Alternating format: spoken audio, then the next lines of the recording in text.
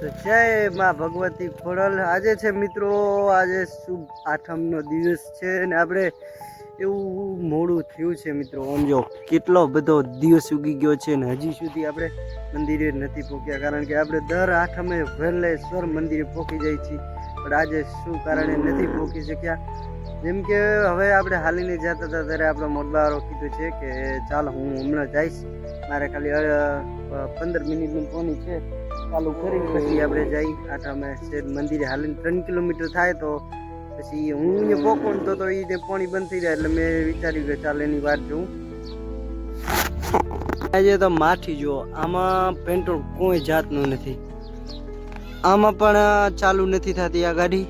અને આપણો મોટબા વાળો જે પણ એનું હોડા લઈને આવ્યો હતો એનું પણ અહીંયા આવીને જ પેટ્રોલ પૂરું થઈ ગયું. હવે એ જાય છે આ સગડી લેવા, તો જોઈએ સગડી ચાલુ થાય છે કે એ નથી થતી, ને કે તો પછી આને ટાટ લાગ ઓલું થઈ ગયું છે તો આને ડંકી મારીને આપણે લઈ જવી પડશે. મિત્રો છકડી આવી ગઈ છે ને આપણે હવે આ લઈને આવી રહ્યા. પહેલાં તો ક્યાં કને જાસી, પહેલાં જાસી આપણે કિનારે અને પછી જાસી આપણે અહીંયા. પહેલાં તો મિત્રો આપણે આવલ હતા કિનારે, કારણ કે મોટર ચાલુ કરવા હજી આ નંગ કે મારે 8 કેરા પાવાના છે. આપણે પોખી તો 3-4 કેરા પીડા છે, 3-4 કેરા પછી વરે પાઈ પછી વરીને મોટર બંધ કરીને ડાયરેક્ટ આપણે નીકળી જઈશું ગામમાં. હજી ખૂબ જ લેટ થઈ ગયું છે મિત્રો. ઘરે તો આવી ગયા છીએ ને હવે ભાઈને ખાલી આ 5 કેરા રહ્યા છે ને વરીને બંધ કરતા થાય ને. કાકો દિનેશ પણ આવી ગયા છે, પ્રકાશ પણ આવી ગયા છે ને હવે ડાયરેક્ટલી જવાનું છે કિનારેથી બંધ કરીને પછી આઠમમાં. હવે વાગ્યા છે 8:30, આપણે 6 વાગે પોકી રહી આઠમે ને આદે થઈ રહ્યા 10 વાગે.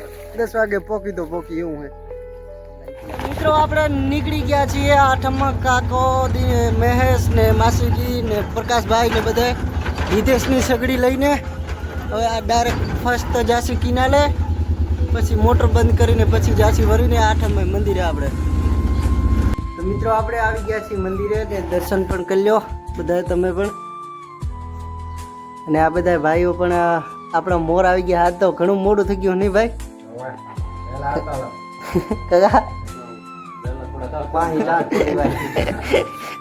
રોન કાઢી બધી રીતે.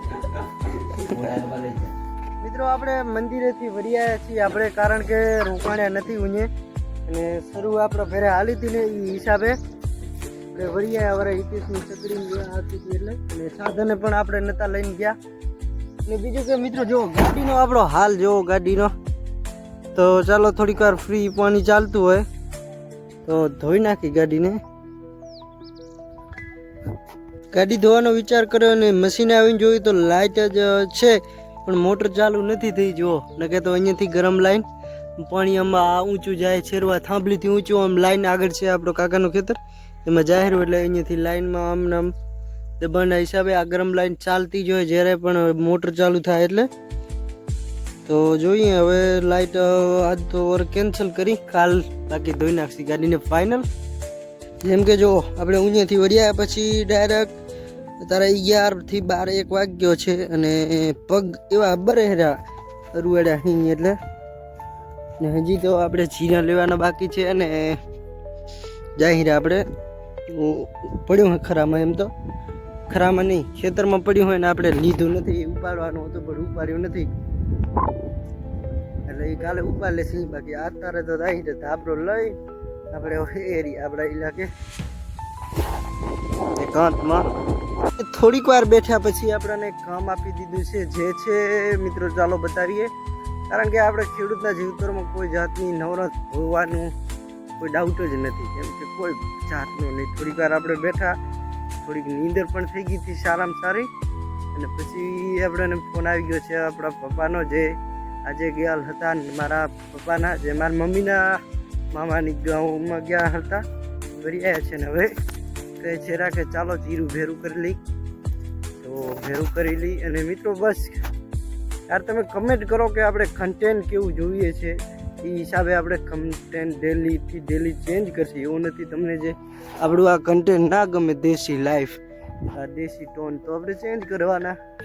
જેમ કે મિત્રો આજે આપણે આઠમ પારી હતી અને એ હિસાબે કોઈ જાતનું કામ નહોતું કર્યું.